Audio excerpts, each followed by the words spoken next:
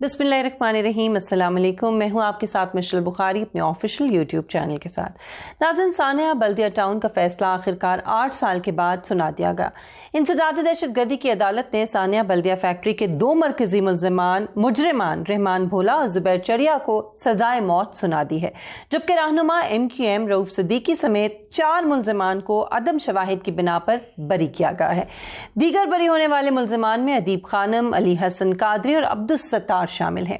इसके अलावा 4 मजीद मुलजमान हैं, जिनमें अली मोहम्मद, अरशद महमूद, फजल और शाहरुख को सहूलतकारी के इल्जाम में उम्र कैद की सजा सुनाई गई है।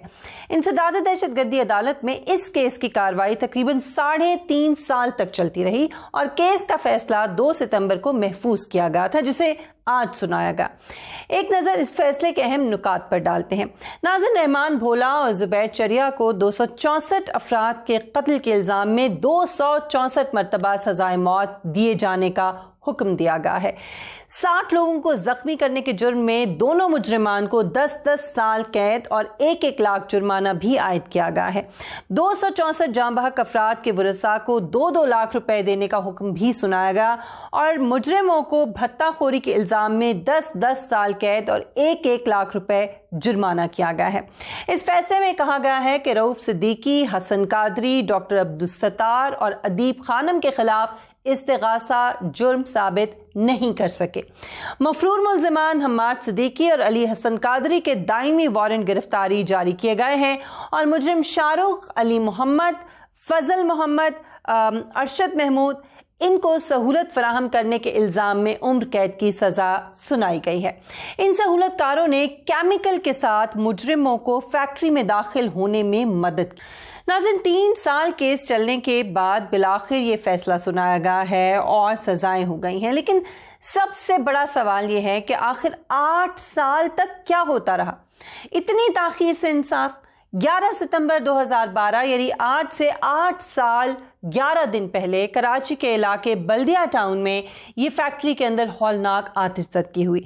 इस आग के नतीजे में वहां काम करने वाले मर्द और खवातीन समेत 264 अफराद जल कर मर गए। इब्तदाई तौर पर फैक्ट्री मालिकान के खिलाफ कत्ल का मुकदमा दर्ज किया गया और बाद में इन पर गफलत के इल्जामात आयद किए गए।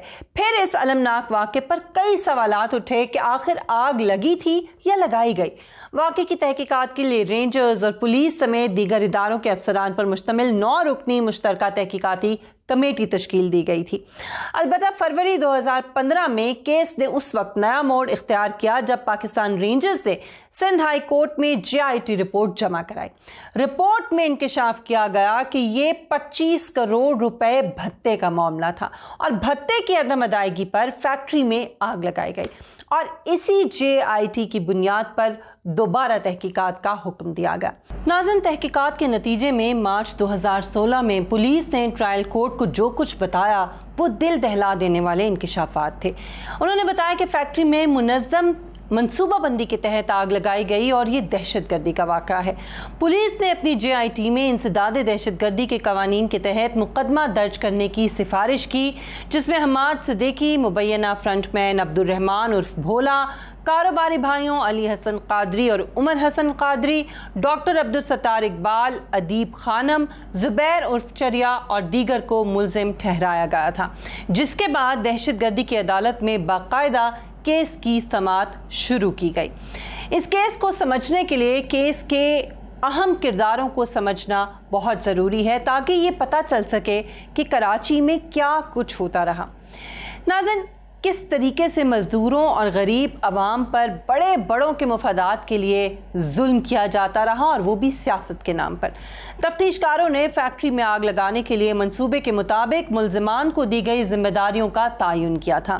मुलजिमान में एक संगीन इल्ज़ाम रऊफ सिद्दीकी पर था। जब बल्दिया फैक्ट्री जल कर राख हो गई थी, उस वक्त मुत्तहिदा कौमी मूवमेंट के रहनुमा रऊफ सिद्दीकी सूबाई वजीर सनत और तिजारत थे। इन पर इल्ज़ाम ये था कि इन्होंने इस जुर्म का हुक्म दिया, लेकिन अब फैसले में अदालत ने इन्हें नाकाफ़ी शवाहिद पर आज बरी कर दिया। दूसरा नाम अब्दुल रहमान उर्फ भोला। नाज़रीन, अब्दुल रहमान उर्फ भोला MQM का सेक्टर इंचार्ज था। اس کے پاس بلدیہ سیکٹر کا علاقہ تھا۔ عبد الرحمان عرف بھولا پر الزام یہ تھا کہ اس نے اپنے سیکٹر کے دفتر سے زبیر عرف چریا اور دیگر ملزمان کو کیمیکل فراہم کیا۔ اس کے علاوہ عبد الرحمان ہی نے ملزمان کو فیکٹری کے گیٹ تک بھی پہنچایا۔ فیکٹری میں آگ لگنے کے بعد اس وقت کے MQM کے رکن صوبائی اسمبلی حنیف شیخ اور عبد الرحمان عرف بھولا فیکٹری کے باہر موجود رہے۔ MQM نے امدادی کیمپ لگائے۔ فائر بریگیڈ کے 3 اہلکار اس میں زخمی ہوئے تھے جنہیں MQM کے کارکنوں نے تشدد کا نشانہ بنایا تھا، اور آگ سے کوئی فائر فائٹر متاثر نہیں ہوا تھا، یعنی آگ بجھانے نہیں دی گئی تھی۔ ایک اور نام محمد زبیر عرف چریا کا ہے۔ محمد زبیر عرف چریا MQM کا متحرک کارکن تھا۔ یہ شخص MQM کی طرف سے علی انٹرپرائزز کے معاملات کو دیکھتا تھا۔ ان معاملات کو دیکھنے کے لیے انہیں فیکٹری مالکان نے فیکٹری میں ملازمت بھی دی ہوئی تھی۔ ناظرین، زبیر عرف چریا فیکٹری میں پیش آئے حادثے کے روز ہی 6 سے 7 لڑکوں کو فیکٹری تک لے کر آیا، جو پہلے واش روم میں گئے جہاں پر انہوں نے چرس پی، اور اس کے بعد باہر آئے اور بعد میں پہلی اور دوسری منزل میں قائم کینٹین میں بیٹھ گئے، جس کے بعد انہوں نے کیمیکل پھینکا، جس کے نتیجے میں یہ خوفناک اور ہولناک آگ لگ گئی۔ ناظرین، ان ظالموں نے گیٹ کا دروازہ بند کر دیا تاکہ مزدور باہر نہ نکل سکیں اور تڑپ تڑپ کر جل کر راکھ ہو جائیں۔ عبد الرحمان عرف بھولا سے قبل اصغر بیگ بلدیہ سیکٹر کا انچارج تھا۔ ناظرین، اصغر بیگ کو 25 کروڑ روپے بھتہ لینے کی ہدایت کی گئی تھی، لیکن اس نے 20 کروڑ یا شراکت داری پر معاملات طے کر دیے۔ اصغر بیگ نے فیکٹری مالکان سے ہمدردی جتاتے ہوئے مزید رقم کا مطالبہ نہیں کیا، جس پر عبد الرحمان عرف بھولا کو نیا سیکٹر انچارج مقرر کر دیا گیا تھا۔ اصغر بیگ نے فیکٹری مالکان اور عبد الرحمان بھولا کی ملاقات حماد صدیقی سے بھی کروائی۔ ملاقات کے دوران فیکٹری مالکان سے تعاون پر حماد صدیقی اور اصغر بیگ کے درمیان تلخ جملوں کا تبادلہ ہوا۔ فیکٹری مالکان ارشد بھائلا اور شاہد بھائلا نے 2013 کے بعد MQM سے معاملات طے کرنے کی خواہش کا اظہار بھی کیا اور حیدرآباد میں موجود کاروباری دوست علی حسن قادری سے رابطہ کیا گیا، جو بظاہر انیس قائم خانی کے فرنٹ مین تھے۔ آپ جانتے ہیں کہ انیس قائم خانی اس وقت سابق میئر کراچی مصطفیٰ کمال کی سیاسی جماعت پاک سرزمین پارٹی کے بانی رکن اور سینئر رہنما، یعنی آپ دیکھیں کہ کنیکشنز کس طرح سے ملتے ہیں۔ اس کیس کے کچھ کردار حیدرآباد سے تعلق رکھنے والے کاروباری افراد بھی تھے، جن میں عمر حسن قادری، علی حسن قادری جن کے نام میں نے پہلے بھی لیے، ڈاکٹر عبدالستار خان اور اقبال ادیب خانم نے بھی فیکٹری مالکان سے پیسے وصول کیے۔ ان کاروباری افراد نے فیکٹری مالکان سے بظاہر متاثرین کو معاوضہ ادا کرنے کے لیے 5 کروڑ 98 لاکھ روپے بینک کے ذریعے وصول کیے تھے، جو جاں بحق ہونے والوں کے لواحقین کو فی کس تقریباً 1.5 لاکھ سے 2 لاکھ جبکہ زخمیوں کو فی کس 50,000 بنتی تھی۔ علی حسن قادری کو عدالت نے اشتہاری قرار دیا اور وہ علاج کی غرض سے کینیڈا چلا گیا۔ اس کے بعد وہ وہیں سکونت اس نے اختیار کر لی اور واپس کبھی نہیں آیا۔ عدالت نے اسے مفرور مجرم قرار دیتے ہوئے گرفتاری کے وارنٹ جاری کر دیے۔ ناظرین، دسمبر 2016 میں رحمان بھولا نے عدالت میں بیان دیا تھا کہ انہوں نے MQM کی تنظیمی کمیٹی کے سربراہ حماد صدیقی کے حکم پر فیکٹری مالکان سے بھتہ مانگا، اور بھتہ نہ دینے پر حماد صدیقی غصے میں آ گیا اور اس نے فیکٹری مالکان کو سبق سکھانے کا حکم دیا۔ حماد صدیقی آج کل روپوش ہیں۔